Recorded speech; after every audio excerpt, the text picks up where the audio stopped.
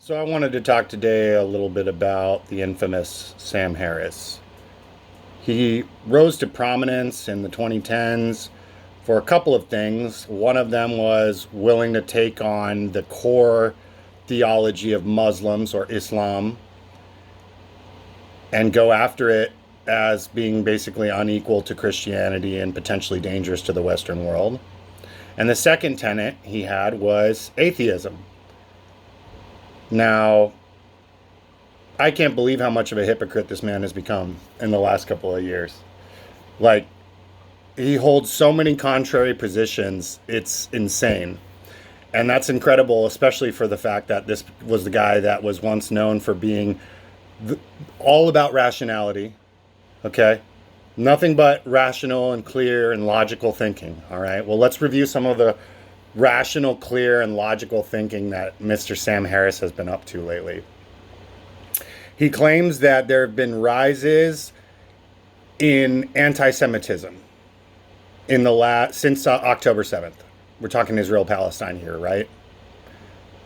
Obviously, Sam is an atheist, but it's absurd to me that he takes a position that you can only take if you've got a brain parasite or something. Because what has increased, maybe to some extent, some actual anti-Semitism has increased since October 7th, all right? But what the trick that's being played by the media, that's been played for a very, very long time, that's just become too transparent for any of us to buy, is that criticizing Israel and its actions means that you are an anti-Semite. All right.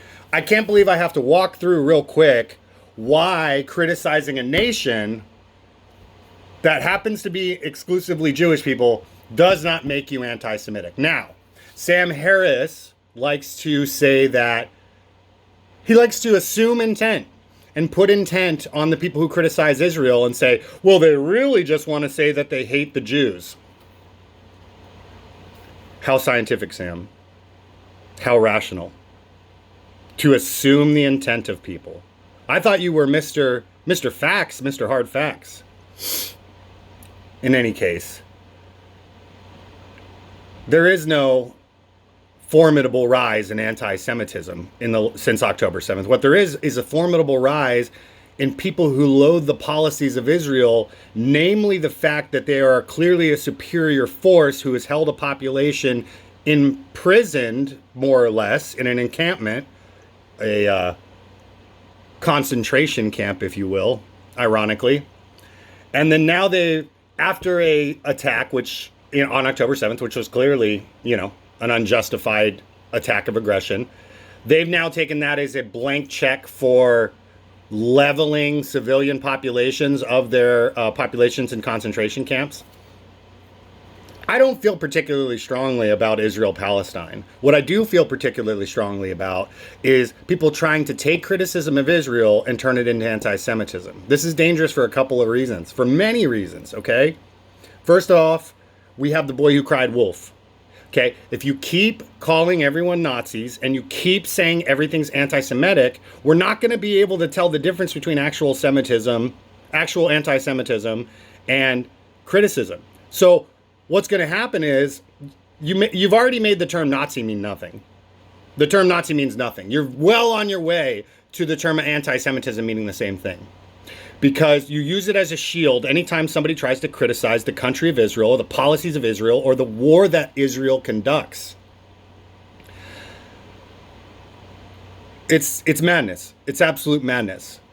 And I find this fascinating for a couple of reasons. Number one, Sam Harris is now to the point where Mr. Rationality, Mr. Objective Truth, thinks that it's reasonable for him to base his assumption that anti-Semitism is rising on the assumption of the intent of people who are criticizing Israel. Does that sound very scientific and logical to you? It doesn't to me.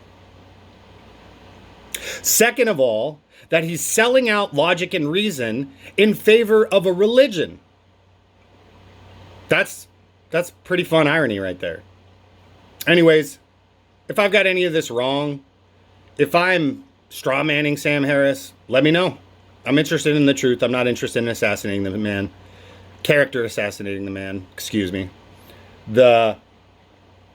I just have to make videos about things that make absolutely zero sense to me. Thanks.